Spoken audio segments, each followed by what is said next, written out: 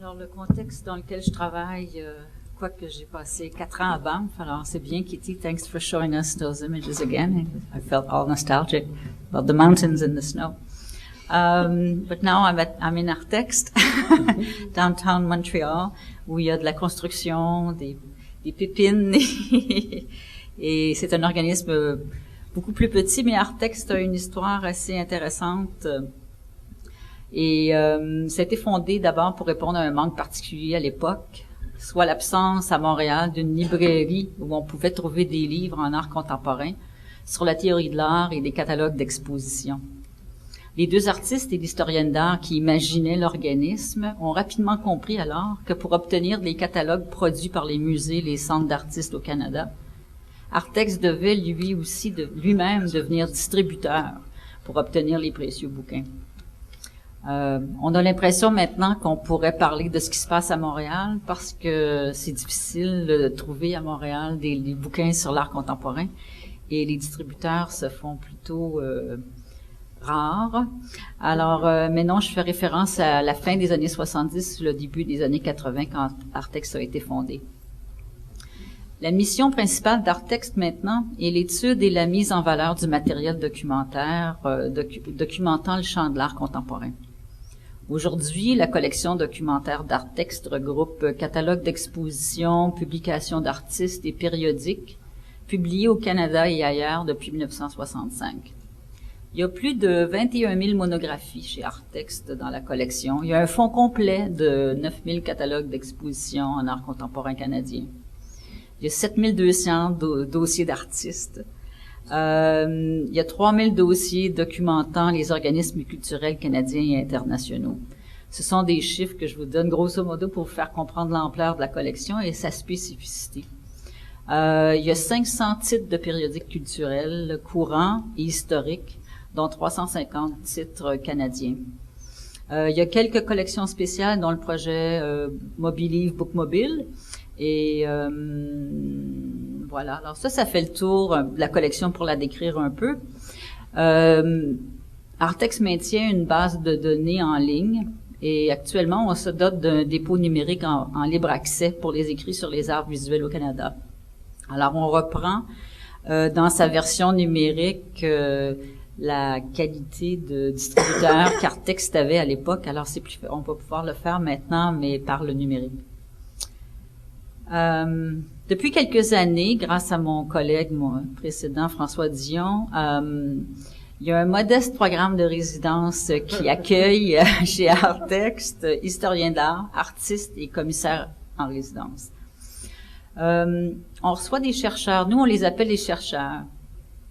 On reçoit des gens qui souhaitent poursuivre une réflexion critique sur les documents de la collection. Le programme de résidence, depuis cette année, a une fonction, est un petit peu plus serrée et j'essaie de voir comment on peut développer une résidence qui invite les gens à utiliser la collection.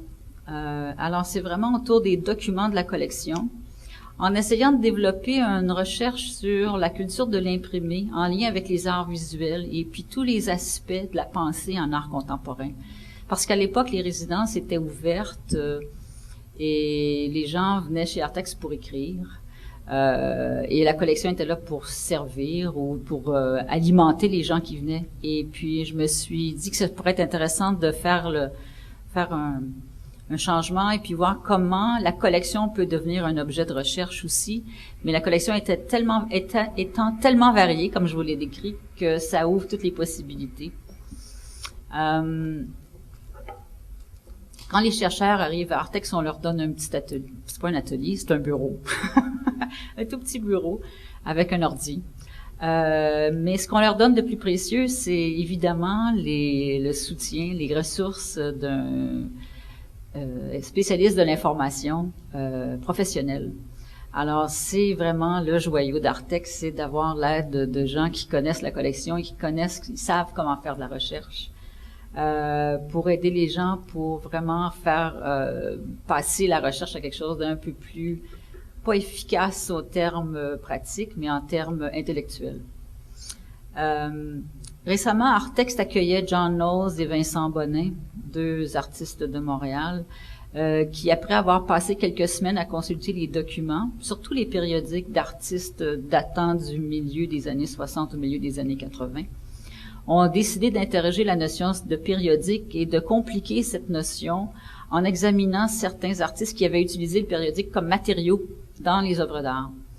Alors, ils ont remonté l'œuvre, reproduit l'œuvre de Ian Wallace Magazine et celle de John Knight dans un local qu'on avait loué pour 1 mois, toujours avec l'idée de périodicité.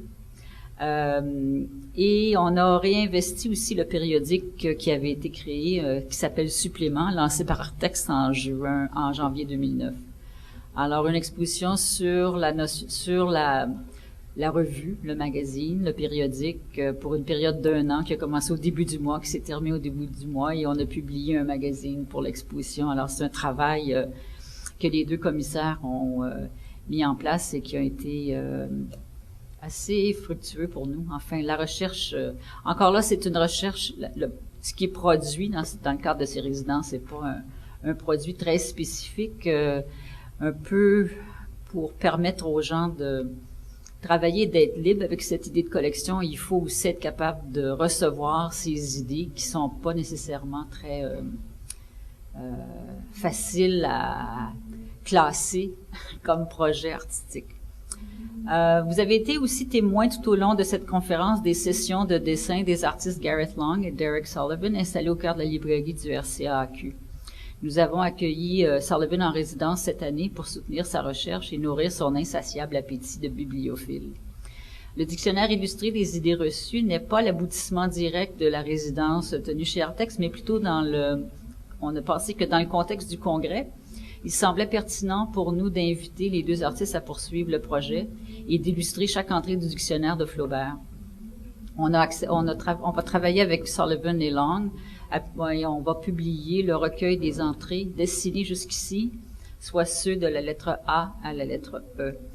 Alors, on fait un bouquin, un recueil avec les 2 artistes.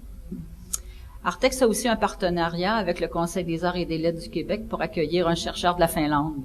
L'an dernier, Silja Lehtonen s'est investie dans une recherche sur le son et les arts visuels. Silja parlait couramment anglais. Et les artistes francophones qu'elle a rencontrés, et si les artistes francophones qu'elle a rencontrés étaient unilingues, c'est eux qui trouvaient un ami pour la traduction pour permettre à Silja de bien comprendre leur travail. Artex intervient pas dans la relation entre le chercheur et les artistes. Le soutien d'Artex dans ce cas-ci a été essentiellement un travail d'interprétation culturelle. C'est vraiment ça qu'on fait, de l'interprétation culturelle concernant la production intellectuelle au Canada autour du son. D'où viennent ces livres, qui les a produits, comment cette production-là, quels sont les liens historiques entre certaines des productions et quels sont les joueurs importants dans la production intellectuelle autour du son. Alors, ça a été vraiment le soutien d'Artex pour une artiste, un commissaire qui vient d'un autre pays, qui comprend pas et qui connaît mal le milieu des arts visuels. Alors, c'est souvent le travail d'interprétation culturelle qu'on fait pour les artistes qui viennent. En ce qui concerne Artex, plutôt que d'utiliser le terme résidence de recherche ou résidence d'écriture, je me plais à les appeler des résidences de lecture, parce que essentiellement, c'est ce que les gens font quand ils viennent chez nous. Puis à savoir comment la légèreté de l'écriture facilite la mobilité des écrivains et des chercheurs. Cette légèreté des écrivains et des chercheurs est possible parce que c'est Artex qui assume la lourdeur physique, le poids des livres et le volume de la collection. Toutefois, avec l'implantation du dépôt numérique, une version numérique d'Artex, on pense éventuellement contrer la lourdeur associée aux livres et en permettant aux gens d'avoir accès à tous les documents et tous les textes par l'Internet. On a fait une petite recherche, on a essayé de créer des statistiques pour vous faire comprendre un peu aussi on parlait de langue et comment on pouvait aider les gens, comme le rôle de la traduction et de la langue est fondamental chez Artex. Évidemment, chez nous, les gens doivent lire le français ou l'anglais. Et puis, on a évalué on a fait un profil de la collection des livres chez Artexte, organisé par langue. Alors, je pensais que ça pourrait être intéressant de vous livrer cette information.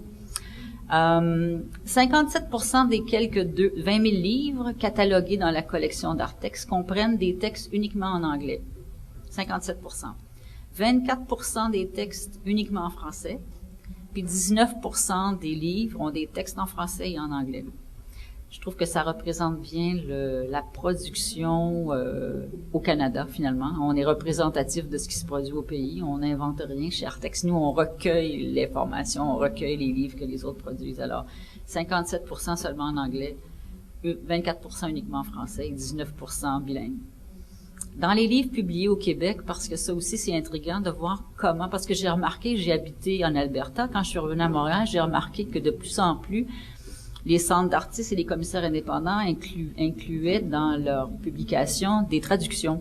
Je pensais que c'était un phénomène assez récent, ça quand même, peut-être des 10 dernières années. Alors, on a encore là fait une petite évaluation rapide. 5% des livres publiés au Québec et en France, 5% comprennent des textes en anglais. 34% des textes comprennent des textes en français et en anglais. 34% des textes produits au Québec et au Canada sont traduits. Et 61% des textes uniquement en français.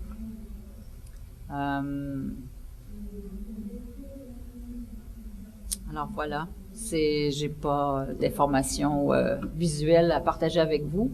J'espérais vous présenter la revue Supplément distribuée gratuitement pendant le salon, pendant le congrès, et malheureusement, tout est disparu. Alors, si des gens veulent avoir des copies supplémentaires, vous viendrez me voir, vous me remettrez vos cartes et ça me fera plaisir de vous envoyer des copies de la revue Supplément. Merci.